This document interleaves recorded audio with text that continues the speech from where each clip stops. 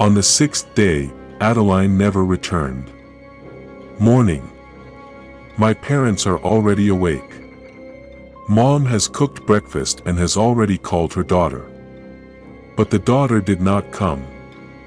When Mom decided to check on her, she didn't find Adeline anywhere. She screamed for her father. Mom was already almost crying trying to find her daughter, running around the house. That it was a day off, so Adeline couldn't be at school. The daughter said that friends stopped communicating much with Adeline, so the daughter most likely could not go to her friends. The mother was looking in her head for any point where her daughter could be. Suddenly it dawned on her. Mother abruptly remembered about the forest. It was the only place she could go. The father was also worried, calling his daughter. I questioned my wife. It's been 4 hours since my daughter went missing. After unsuccessful attempts to find his daughter, the wife told her husband about the forest. My father immediately frowned. He felt fear for his beloved daughter. The parents quickly hurried to the phone. They called the police and told them about the whole situation. The police, knowing the deplorable situation in the city, decided to start a search. They said they would drive up to the house in 20 minutes and ask the parents about the details. The police were already at the family's house. They questioned the parents. After that, the search party began searching for the girl. The mother and father were sitting at home, as they were not allowed to look for their daughter. It was dangerous.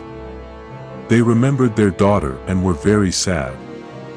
It seemed that a little time had passed since the disappearance of Adeline, but the mother and father were very worried, because they knew that it was not very safe now. The search was very long. Everything was decided closer to 11. Soon the police found Adeline. More precisely, her little body. The body was lying in a clearing, the one where Adeline spent almost all her free time, right next to a large pine tree in the middle. The corpse was in a terrible state. Broken knees. The killer dealt with his victim very cruelly. Apparently the girl was running away from the killer and badly injured her legs. Wounds on the feet. Pale, already slightly rotting skin. The most terrible thing that was on the girl's body was a huge cut on her left cheek. From the eye to the very end of the chin. A severed neck. There was a huge bloody cut all over his neck. The body had been lying there for a long time. Apparently the victim was killed at night. However, the strangest thing was that the blood was still pouring over the body, leaving red spots on the jacket and shorts. The body was carefully taken away. And immediately after the discovery, the girl's parents were informed of everything. When the mother and father found out about it, they immediately ran to the police. The girl's sealed body lay on the cold ground. The mother screamed with all her might. She lost her only, beloved daughter. Tears flowed like a waterfall. The whole town must have heard my mother's screams. My father also screamed and even cried, but not as much as my mother. Evening. The body has already been taken away. Still, we need to investigate this case and try to find the killer. Mother and father were sitting at home. They drank wine and cried, remembering their daughter. The mother still could not calm down. That it was worse than the end of the world. Soon she decided to tell Clara about it, since she is Adeline's best friend. The mother, sobbing, dialed the girl's number on an old phone and could only utter a quiet, "Adeline is dead." When Clara heard these terrible words, she couldn't say a word. It was as if someone had pierced her with a sharp knife right into her heart. Beeps. Clara didn't want to hear it. The girl also, without saying a word, tripping over the furniture in the house, went to her room. There she closed. A minute of silence. Sharply, very loudly, Clara screamed. She screamed and cried, maybe even louder than Adeline's mom. She didn't want to lose the man she loved more than her life. She couldn't. I never had time to tell Adeline how I felt about her. In a short time, Adeline and Clara became very close friends. It was as if they knew each other before they met. Clara didn't stop screaming and crying. Burying her face in the pillow, she tried to calm down and try to fall asleep, but it didn't work out. The girl's dead body was lying in a strange room. Abruptly, the hands moved, and the eyes opened slightly. The body began to shake terribly. The girl's body was freed and stood on the cold floor. It wasn't Adeline. Something else. Scary. She couldn't control herself. She didn't feel anything anymore. Only pain. A terrible, prickly pain. It lasted forever. Each time the girl remembered how the maniac painfully killed her. That same pain didn't go away at all. Even though Adeline had been dead for a long time, she had nightmares for 6 days. For 6 days the forest beckoned to her. On the 6th day, the girl could not wake up. She had to kill 6 victims to calm down and stop feeling all the pain. She had to kill those whom she valued so much. The body was gone. Father and mother had already gone to bed. They hoped that in a couple of days they would be able to say goodbye to their daughter and bury her. Mom had nightmares. My father, too. The glass shattered sharply. Someone broke the window. Because of such a noise, my mother woke up. She wanted to wake her husband, but then she saw her dead daughter in front of her bed with a chainsaw, which she took from the shed. Adeline stood and looked at her mother. She was silent and showed no emotion at all. Mom burst into tears. She couldn't believe it. Suddenly, my daughter's body began to squirm terribly. Arms broke, legs turned. A terrible smile appeared on his face. It wasn't their daughter at all. It was something else. The bright green eyes stopped shining altogether. The eyes were darker, with small white dots wandering in them. The mother fell silent. She tried to wake her husband up when Adeline attacked her. Mom. In a very hoarse and creepy voice, Adeline asked, "Do you value your life?" "What?" The mother asked. "I love you." The daughter plunged a chainsaw into her mother's neck. The mother didn't even have time to make a single sound. The whole bed was covered in blood. Dad woke up because of the sound of the chainsaw. When he saw the corpse of his wife and the terrible dead daughter, he screamed. Adeline also stabbed him with a chainsaw, but this time she completely cut off his head. After that, Adeline went down to the kitchen to get a knife. When she returned to her parents' bedroom, she smiled and spoke. "There are 4 more victims left." She cut her mother's left cheek, trying to do it the way the maniac who killed her did it. She did the same to her father. After that, she carefully made an incision, and then completely tore out her mother's heart. Then to my father, she licked and then bit their bloody hearts and put them in a small bag, which she then took with her. Adeline really liked the taste of heart and blood. For some reason, she wanted to try more human organs. In the morning, the parents did not wake up. Friends, except Clara, they didn't know about Adeline's death yet. There was nothing to communicate with each other without suspecting. Night. It's time for 3 victims. David's house. David was asleep. He was tormented by strange nightmares that had never happened before. Because of this, David woke up. At first he was uncomfortable. He was haunted by the feeling that someone was watching him. Then, to calm down, the guy decides to go down to the living room and drink water. When the guy went down the stairs, he saw a very creepy and even strange picture. Adeline was hunched over, eating David's mother's organs. She was making strange, very frightening noises. After that, Adeline turned her head sharply in David's direction. When she saw him, she laughed. I took a chainsaw lying nearby. She quickly started it up and ran at David with non-human screams. David was screaming.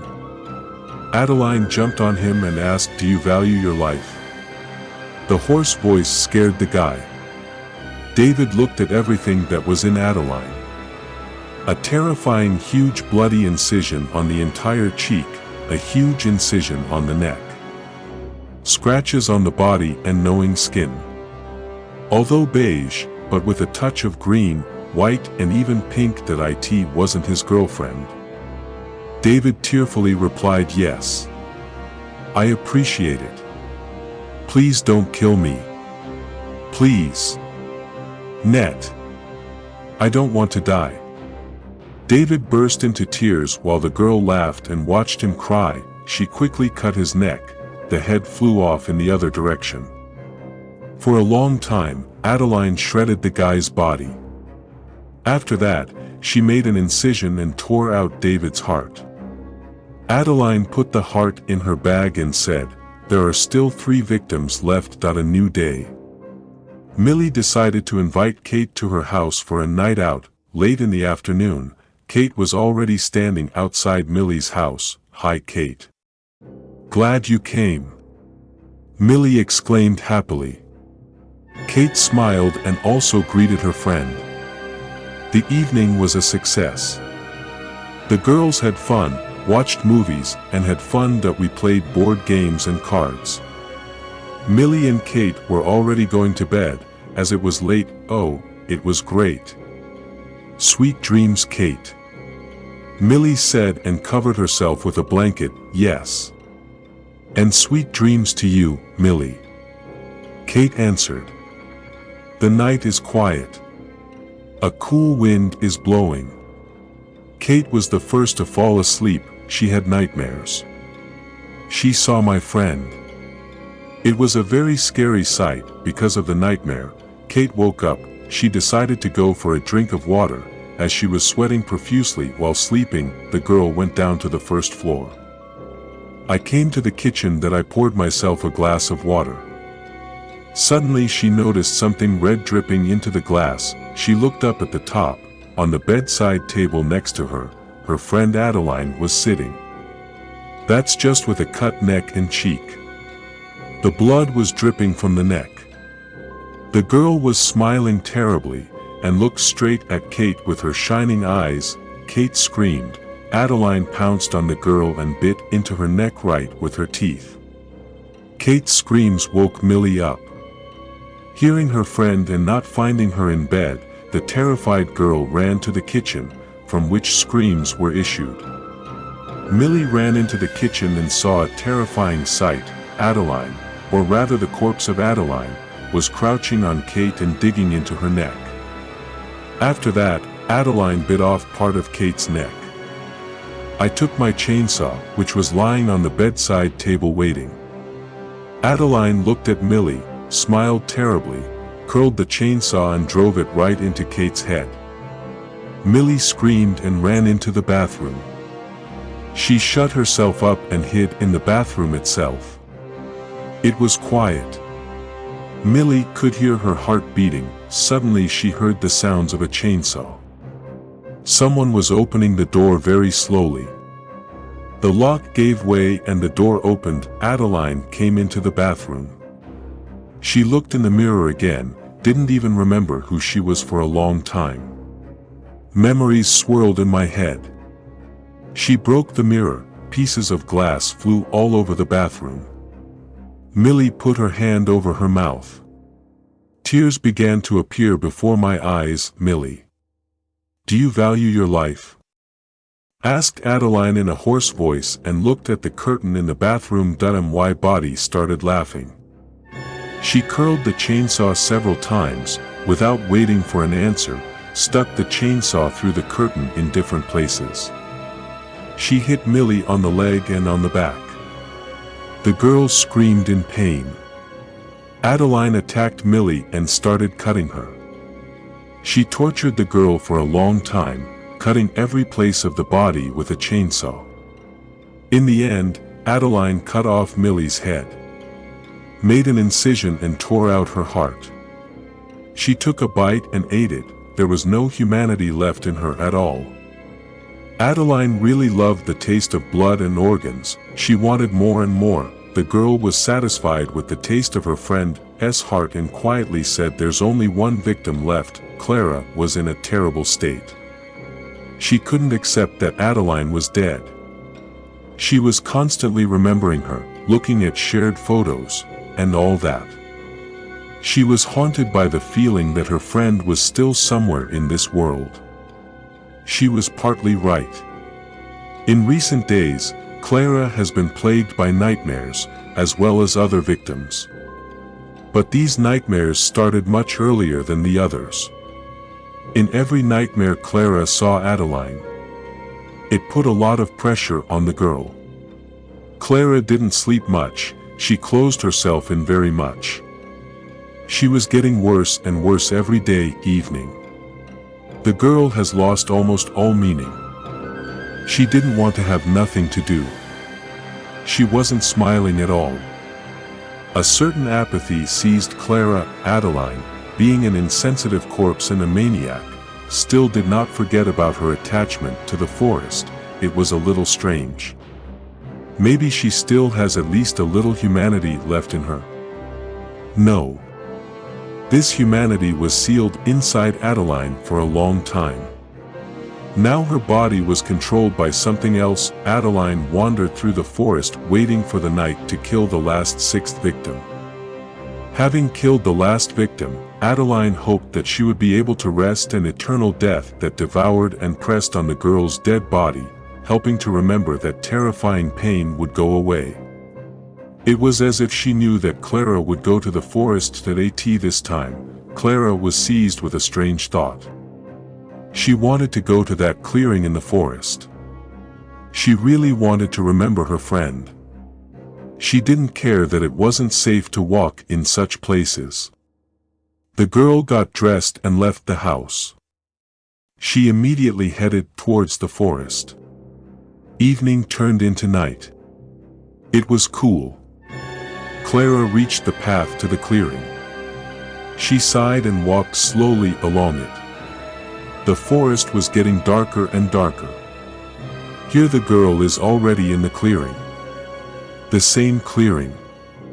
And a big pine tree, near which the body of Adeline was found. The girl sat down in the center of the clearing on the soft grass. "It's a pity that I won't be able to see you anymore. I love you. Sleep well," Clara whispered, looking at the big pine tree. The girl sat there for a long time and just kept silent. She enjoyed the sounds of the forest, clean air.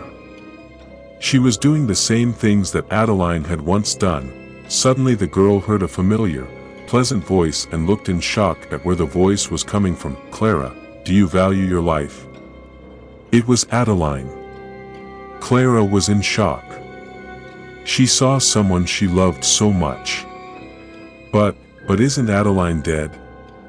The girl asked herself questions in her head. "Adeline, it's you. I missed you so much." The girl was scared, but still happiness was higher than fear. "Wait.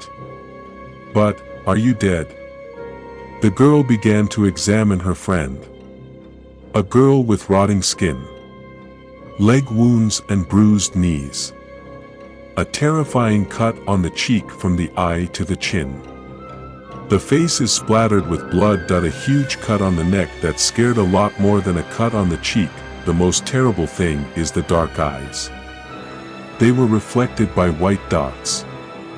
Not at all green and not big, as was usually the case with Adeline.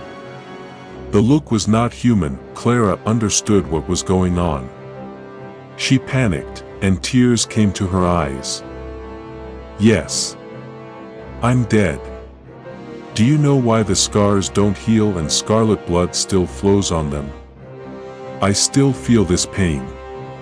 Even when she's dead. My death is eternal. It will end only when I kill all my humanity. Those memories. The love that I gave to those close people, Adeline answered in a hoarse voice, looking at her victim.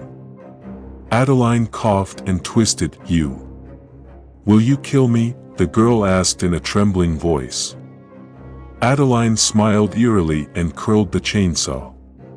She started laughing loudly and making inhuman noises. Adeline snapped at Clara.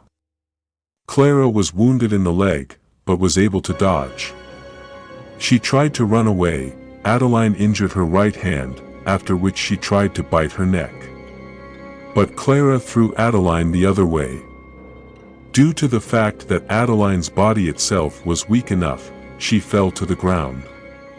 At that moment, Clara ran off down the path. In the wake of Clara answered the question yes. I value my life. She ran as fast as she could. Clara took her phone out of her jacket pocket and called the police. At this time, Adeline was already chasing Clara. She was running after her with a chainsaw. The body was very tired, so she could not catch up with her victim. Soon Clara ran out of the forest. The police drove up to the forest. When they saw Clara, they immediately ran up to her. An ambulance was called. The girl had a huge wound on her leg, a cut on his arm and a bite on his neck. He was bleeding profusely. Adeline wanted to attack Clara, but when she saw the police, she realized that she would not be able to commit the sixth murder. Adeline disappeared into the woods, looking at her sixth victim. Adeline could not calm down. Her death is eternal. For many years she has been feeling terrible pain. The wounds are bleeding. Adeline is still looking for Clara. She was never able to commit her sixth murder. The only thing she needs is the sixth victim. If you have nightmares, perhaps you are being watched by Adeline. Eternal death. Perhaps you will feel someone's presence while you are sleeping or trying to fall asleep. The maniac will stand over your bed and look at you with his unfeeling gaze.